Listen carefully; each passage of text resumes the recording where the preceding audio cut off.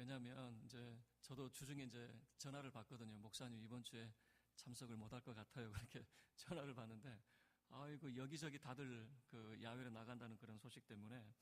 자, 오늘 우리가 이 자녀에게 들려주는 이야기라고 하는 제목으로 우리가 함께 말씀을 나눠보도록 하겠습니다. 이게 잠언의 내용, 특히 우리가 읽었던 이 본문의 말씀은 1절 말씀에서 보여주듯이 내 아들아 라고 하는 아버지가 자녀에게, 아들에게 들려주는 그런 이야기, 그리고 이것이 이제 아버지가 아들에게만 이제 국한되는 것이 아니고 스승이 제자에게, 사랑하는 제자에게 내 아들아라고 하면서 들려주는 그런 이야기. 그런데 이것은 이런 거죠. 어떻게 하는 것이 하나님을 사랑하는 것이고 하나님을 잘 공경하는 것인가. 자, 이것을 보여주는 대목이 바로 잠언의 그런 이야기가 되어집니다. 오늘 본문 말씀은 이제 특별히 5가지 교훈을 하고 있는데요. 패턴은 동일한 패턴을 가지고 있는데 네가 이렇게 하면 이런 유익이 너에게 있을 것이다 라고 하는 그런 패턴을 보여주고 있습니다. 그러니까 명령과 유익이라고 하는 이 동일한 패턴을 가지고 있어요. 그러면 오늘 이제 말씀은 이제 2가지 방면에서 우리가 생각해 볼 텐데요. 첫 번째는 5가지 교훈이 어떤 것인지, 그리고 이 5가지 교훈을 우리의 삶 속에 어떻게 적용해야 될 것인지, 실질적으로 제가 이 5가지 말씀을 적용을 하고 있습니다. 그래서 제가 어떻게 이 5가지 교훈을 내 삶 속에 또 우리 자녀들 양육에 적용을 하고 있는지를 살펴보도록 하겠습니다. 자, 그러면 먼저 이 잠언에서 말하고 있는 자녀에게 들려주는 이야기 5가지 교훈인데요. 저는 이제 이렇게 좀 생각을 해보고 싶은데요. 너는 이런 사람이 되어라 라고 하는 그런 모습으로 우리가 생각을 해보도록 하겠습니다. 이런 사람이 되어야 되는다. 5가지 이제 교훈을 주는데, 이게 그 2절씩 딱딱 이게 뭐라 그럴까요? 이게 잘 나누어져 있어요. 그래서 제가 1절을 읽으면 여러분은 2절을 읽으시기를 바랍니다. 제가 1절 읽겠습니다. 내 아들아, 나의 법을 잊어버리지 말고 내 마음으로 나의 명령을 지키라.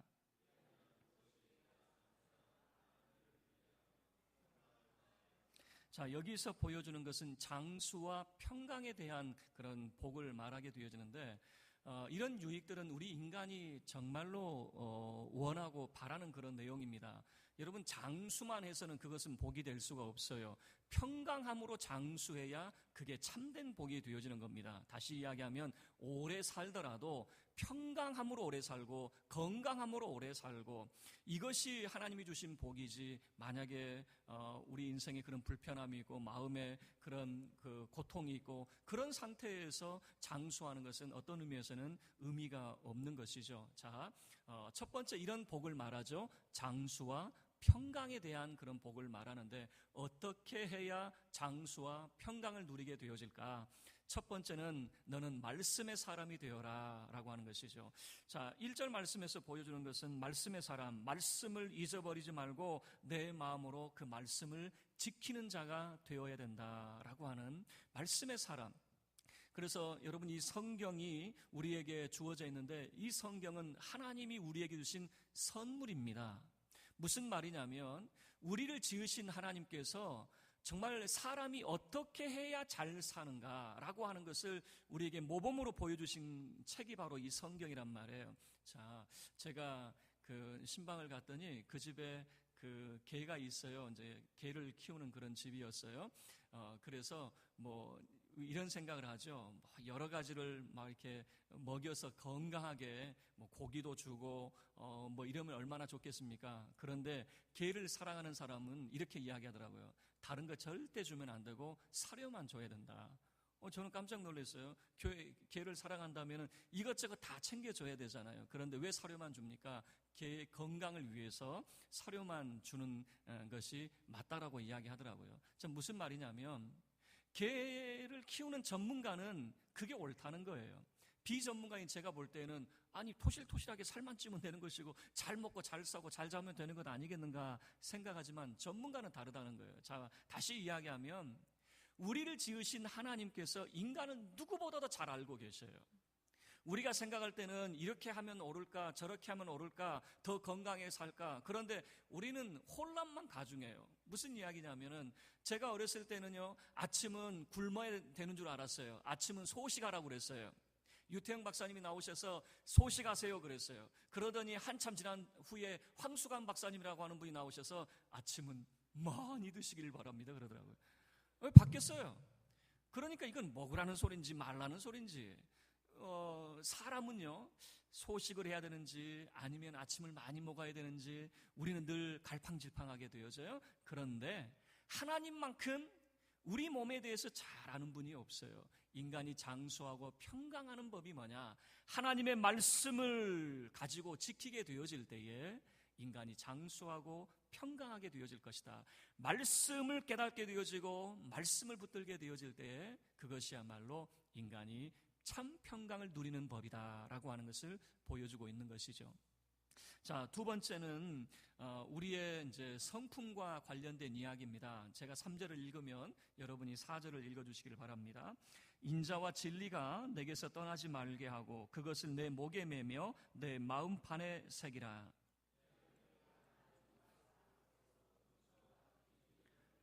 네, 하나님과 사람 앞에서 은총과 귀중히 여김을 받는 사람, 어떻게 되어질 것인가? 바로 그는 인자와 진리의 사람이라고 하는 것이죠. 이것을 다른 말로 이야기하자면 그냥 인자한 사람이 되어라 라고 그렇게 말을 하고 있는 것 같아요. 이건 우리의 성품과 관련된 그런 이야기입니다. 자, 인자와 진리를 동시에 이야기하고 있습니다. 다시 이야기하면 너는 사랑과 참됨을 동시에 견지를 해야 된다라고 하는 거예요. 만약에 인자만 있고 진리가 없으면 어떻게 되냐면 사랑만 있고 교훈이 없는 거예요. 여러분, 그러니까 그런 사랑이 없고 그런 교훈과 책망이 없는 상태에서 사랑만 계속해서 이제 붓는다고 해서 참된 사람으로 자라느냐? 아니요. 어떤 면에서는 건방진 사람으로 자랄 수밖에 없는 거예요. 반대로 진리만 있고 인자가 없는 경우는 어떻게 되어지느냐? 이거는 그냥 매만 있어요. 교훈과 책망만 있고 위로함과 감싸줌이 없는 그런 모습이 되어지는 거예요. 그래서 두 가지를 동시에 견지를 해라라고 하는 거죠. 항상 사랑과 참됨이 동시에 있어야 된다라고 하는 거예요. 우리 교단의 이제 최대 교회 중에 하나가 바로 사랑의 교회 아니겠습니까? 사랑의 교회에 그런 혼란이 있을 때 참 재밌는 이야기를 들었어요.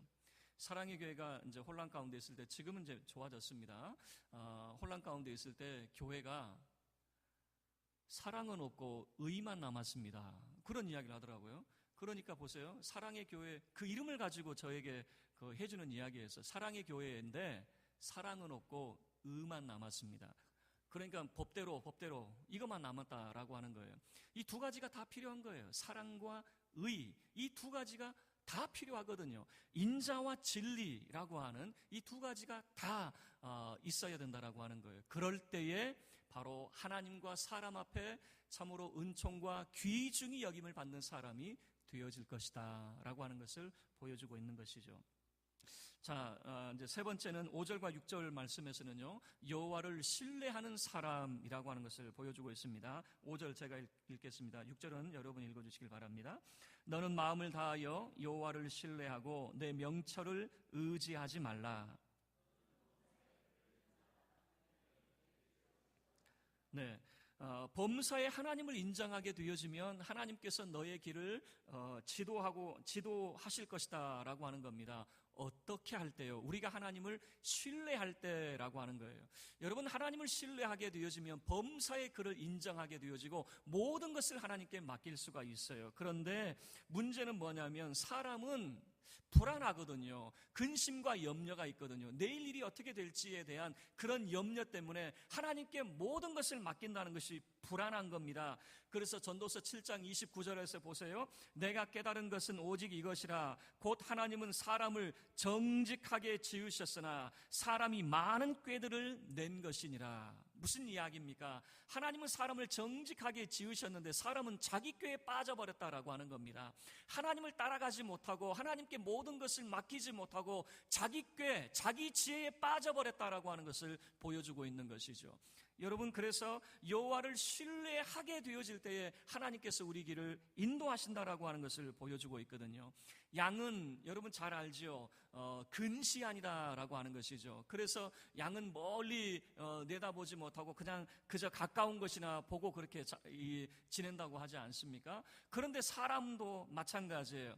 사람에게는 내일 일이 감추어져 있습니다. 내일 일을 알 수 있는 사람이 없어요. 우리는 이런 생각하죠. 뭐 노스트라다무스 같은 사람은 뭐 장래를 예언하고 보니까 많은 사람들이 많은 것들을 마쳤다고 하는데 그건 뭡니까? 그거는 세상 돌아가는 일이고 나 자신에 관련되어진 것은요, 우리의 내일에 대해서는 감추어져 있어요. 우리의 내일은 하나님의 영역이 되어지기 때문에 그렇습니다. 자, 그렇다면 우리가 어떻게 해야 될 것인가? 예수님께서도 내일 일은 내일이 걱정하게 하고 그냥 오늘은 오는 일로 족하다라고 하는 것을 예수님이 말씀하지 않습니까? 그 말은 이런 겁니다.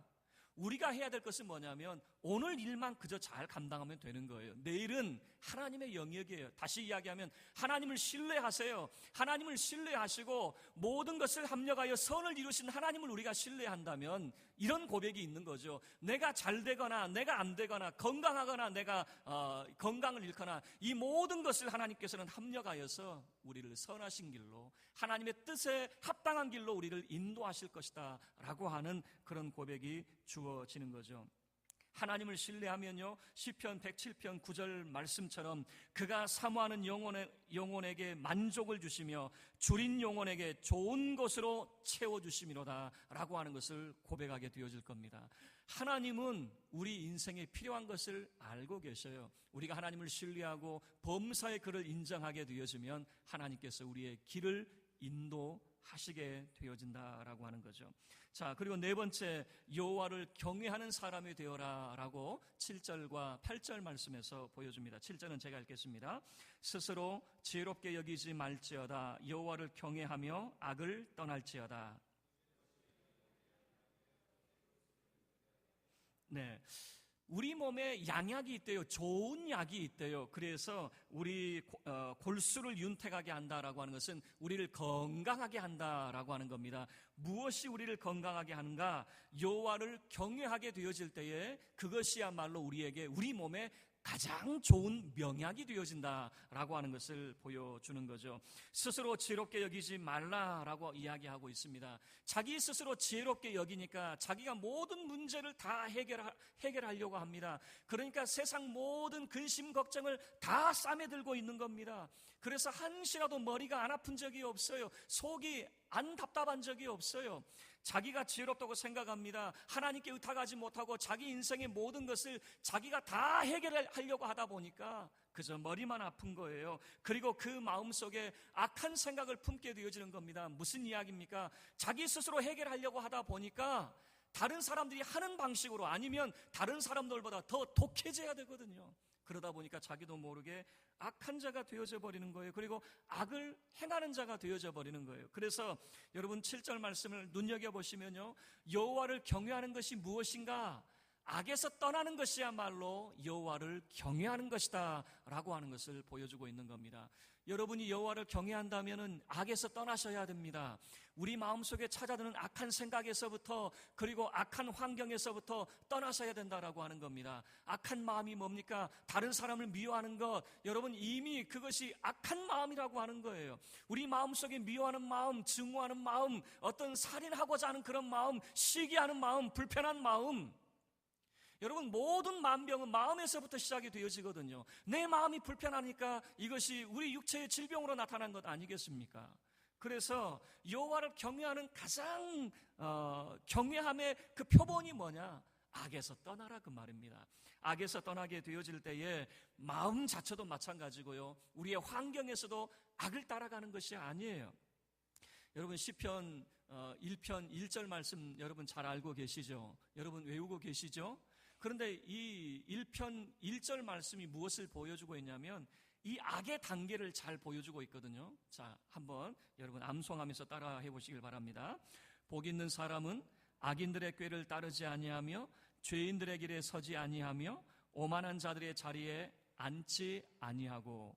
여러분, 이 말이 무슨 말이냐면요, 우리가 늘 외웠던 말씀이고 많이 암송하는 그런 말씀이지만 이게 악의 단계를 소개를 하고 있는 거예요. 처음부터 악한 사람이 되는 게 아니에요. 처음에는 악인들의 꾀를 따르게 되어집니다. 그 꾀에 빠지는 거예요. 악한 사람들의 생각에 동참하게 되어지는 거예요. 죄인들의 길에 서게 되어집니다. 악인들의 삶을 따라가게 되어지는 겁니다. 그러다 보니까 오만한 자들의 자리에 앉게 되어지는 거예요.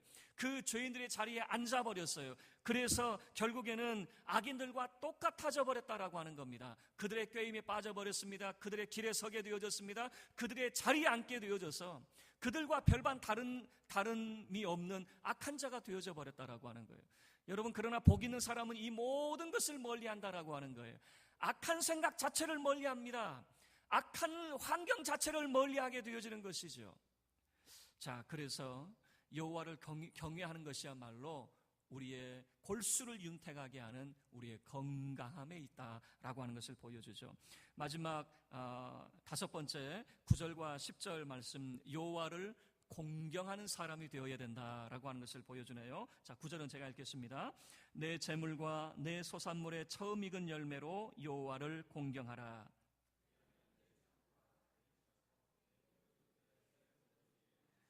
네, 우리가 원하는 것 중에 하나가 뭐냐면 부유하게 사는 것이 우리가 원하는 것입니다. 우리의 창고가 가득히 차고 그리고 포도즙 틀에 새 포도즙이 늘 넘쳐나는 것, 이것은요 부요에 대한 그런 모습이거든요. 어떻게 해야 이런 참된 부요함이 우리에게 주어지는가? 여호와를 공경하라라고 하는 것을 보여주는 거죠. 어떻게 여호와를 공경할 수 있습니까? 우리의 재물과 소산물의 처음 익은 열매로 여호와를 공경하라라고 하는 것이죠. 여러분, 사람의 발달 단계를 여러분이 한번 생각해 보셔요. 어린 아이들은요 자기 것을 절대 놓치는 법이 없습니다.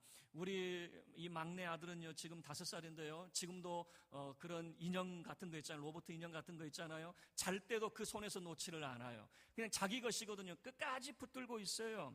여러분, 이런 신앙은 어떤 신앙이냐면 하나님께 자기만 바라보고 자기만 사랑해달라고 하는 그런 신앙이에요. 어린아이의 신앙입니다.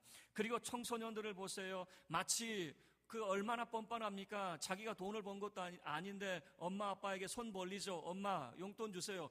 그러죠. 아버지의 것이 다 자기 것인 줄 알고 그렇게 살아갑니다.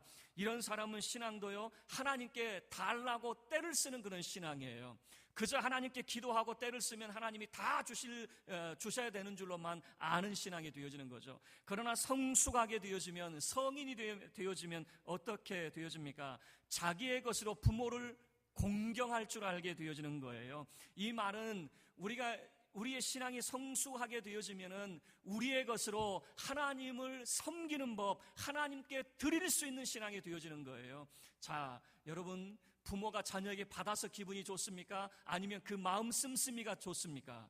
그 마음 씀씀이가 좋은 것 아니겠습니까? 그래서 아버지의 것이 다 자녀의 것이에요. 그런데 성숙했다라고 하는 것은 뭐냐면 자기의 것으로 그 부모를 공경하는 자라고 하는 것이죠. 그래서 성경은 이렇게 이야기하는 겁니다. 내 재물과 소산물의 처음 익은 열매로 여호와를 공경해라. 여호와를 공경할 때에 하나님께서 너의 필요한 모든 것들을 채워주실 것이다 라고 하는 것을 말씀하고 있는 것이죠.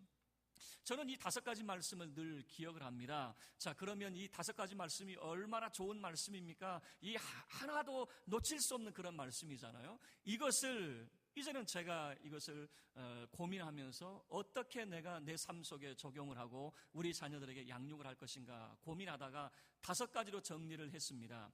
5가지인데요. 지덕체 자신이라고 하는 것으로 제가 정리를 했어요. 이것은 제가 정리를 한 거니까. 지덕체는 여러분 잘 아시죠? 사람이 사람으로 세워지기 위해서 갖춰야 될 그런 덕목들이 많이 있습니다. 지, 덕, 체라고 하는 것은 가장 기본이 되어지는 것이고, 그리고 자신이라고 하는 것은 뭐냐면 자기 비전, 그리고 신이라고 하는 것은 신앙. 이 2가지를 제가 덧붙여가지고 이 5가지를 제가 만들어 보았습니다.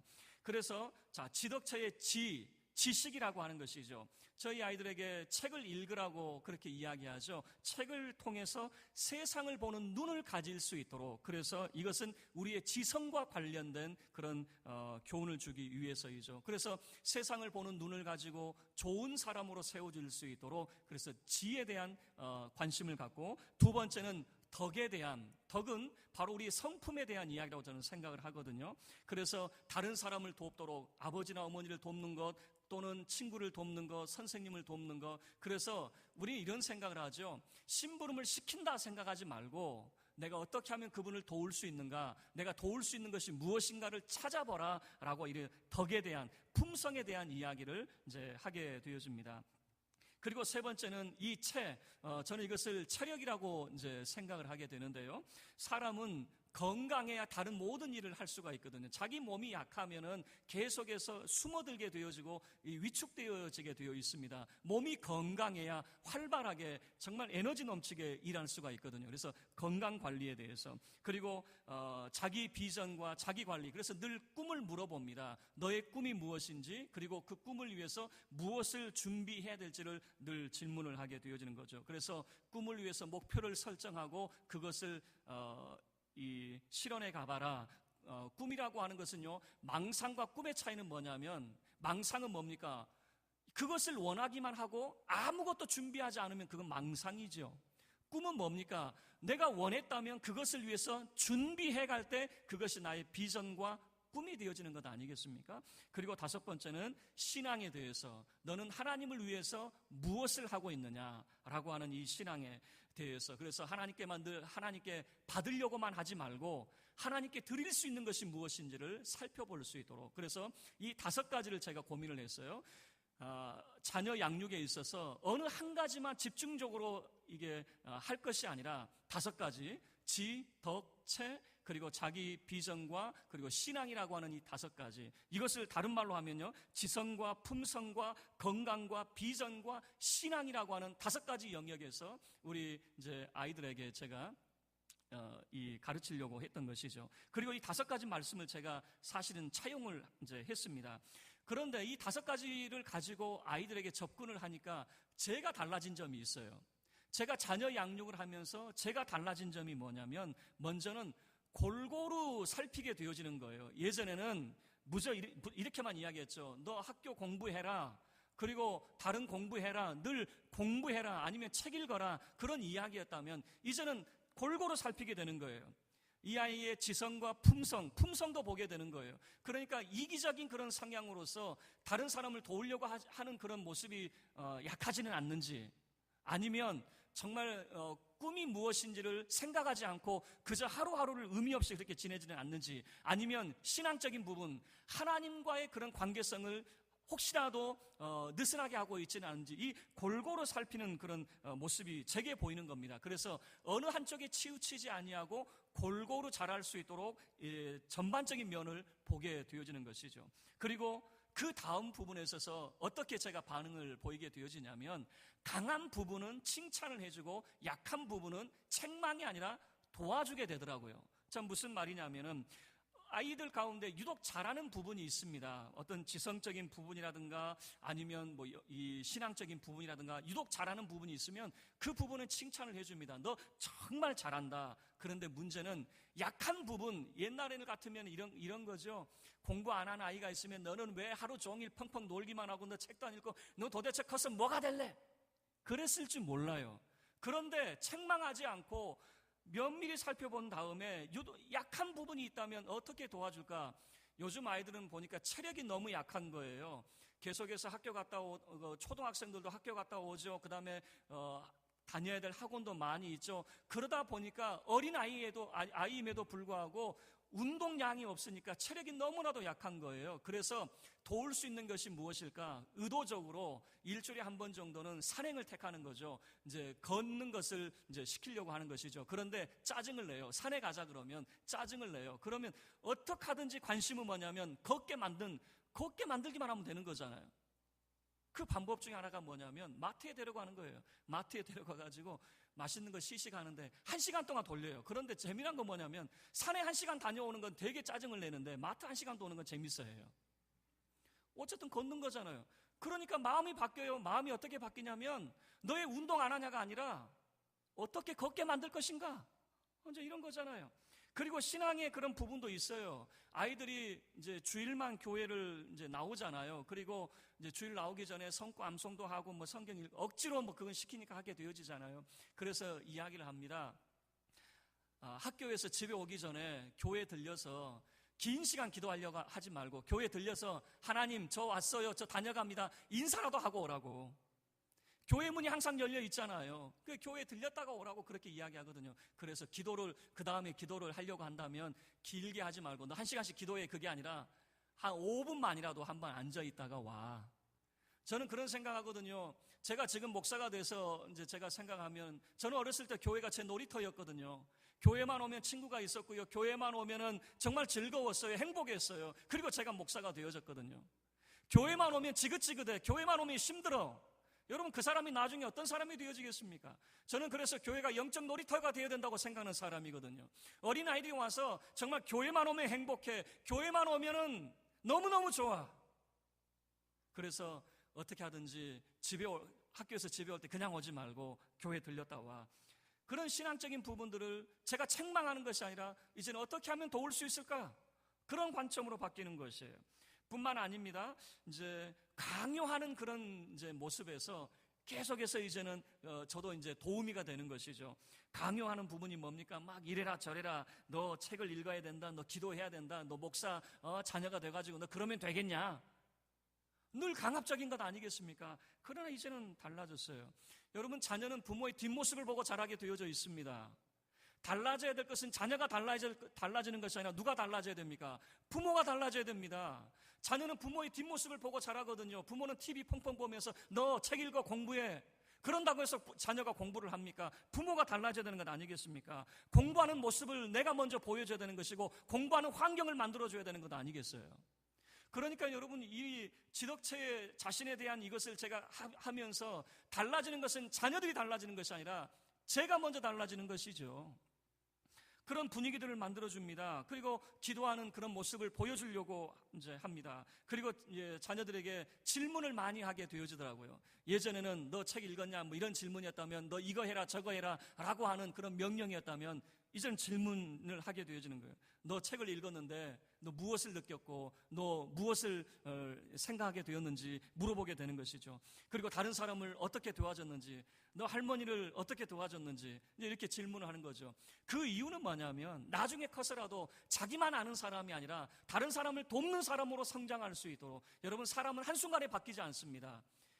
참 좋은 습관을 길러야 되거든요. 그래서 이제 이런 것들을 질문을 하고, 그리고 너는 하나님을 위해서 오늘 무엇을 했는지를 질문을 하게 되어지고, 그러니까 이제는 명령이 아니라 더 많은 질문을 제가 하게 되어지더라고요.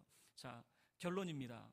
이 5가지를 제가 어떻게 접목을 했냐고요? 자, 첫 번째, 지성이라고 하는 것은 말씀의 사람이 되어라 라고 하는 것이에요.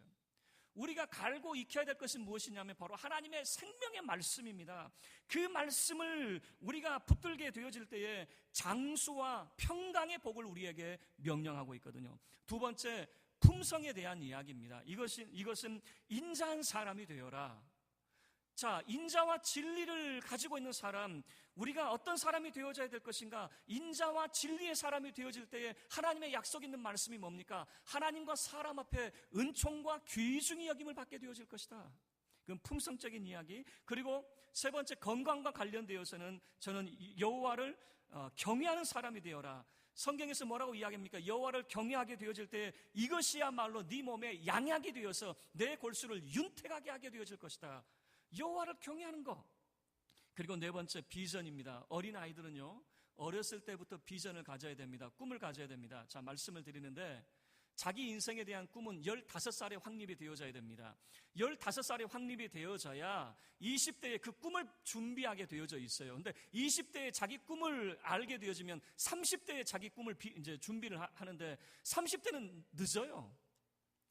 그리고 30대에 자기 꿈을 갖게 되어지면 40대에 준비를 해야 되는데 그건 더욱더욱 여러분 희망이 없는 거예요. 그래서 어린 자녀들 여러분 기억을 하셔요. 여러분의 자녀들 아니면 손주들 교육할 때에 15살이면 충분합니다. 그 꿈이 무엇인지를 확립을 해야 되고 20대는 그 10년 동안 자기 꿈을 준비하는 시간이 되어져야 돼요. 그래서 여러분 비전에 대한, 그러면 이 비전은 뭐냐면 여호와를 신뢰하는 사람이에요. 하나님을 의지하고 모든 것을 하나님 앞에 위탁하고 범사의 그를 인정하게 되어질 때 하나님께서 우리의 걸음걸음을 인도하시고 우리를 지도하신다라고 말씀하고 있거든요. 마지막 신앙의 사람입니다. 이것은 여호와를 공경하는 사람이에요. 저는 이렇게 생각합니다. 여러분 이기적인 사람, 어린아이의 신앙은 뭐냐면 하나님께 늘 달라고만 그래요. 그러나 신앙의 성숙은 무엇이냐면 하나님께 드릴 수 있는 신앙이 되어져야 되거든요. 그래서 늘 하나님 앞에 질문을 해야 돼요. 하나님, 내가 주를 위해서 할 수 있는 게 무엇입니까? 내가 하나님 앞에 드릴 수 있는 것이 무엇입니까? 라고 하는 질문이 필요하거든요. 성경은 이렇게 이야기합니다. 하나님 앞에 제물과 소산물의 처음 익은 열매로 여호와를 공경해라. 하나님을 공경하면 하나님께서 너의 삶의 모든 것들을 채워주실 것이다 라고 하는 것이죠. 말씀을 마쳐요. 여러분 아무리 좋은 말씀이라도 그것을 내 것으로 만드는 시간이 필요합니다. 내 것으로 만드는, 저는 제가 여러분에게 말씀드렸지만은 이것을 제가 매일같이 하느냐? 아니요, 힘들더라고요. 이렇게 늘상 점검하는 자체가 사실 쉽지 않아요. 그런데 이런 의식을 가지고 접근을 하니까 말씀드린 대로 아이들이 달라졌냐고요? 아유, 그렇게 말하지 마세요. 이렇게 하면 아이들이 달라지는가? 제가 달라진다고. 제가 달라지니까 아이들이 변화되는 모습을 조금씩 발견하게 되더라 그 말입니다. 저와 여러분의 삶이 정말 여러분의 자녀가 신앙 안에서 하나님께서 약속하신 이 모든 축복, 하나님과 사람 앞에 은총과 귀중히 여김을 받는 여러분의 자녀가 되어져서 하나님께서 약속하신 이 모든 복을 받는 축복의 자녀가 되어지기를 주의 이름으로 축원합니다. 우리 다 같이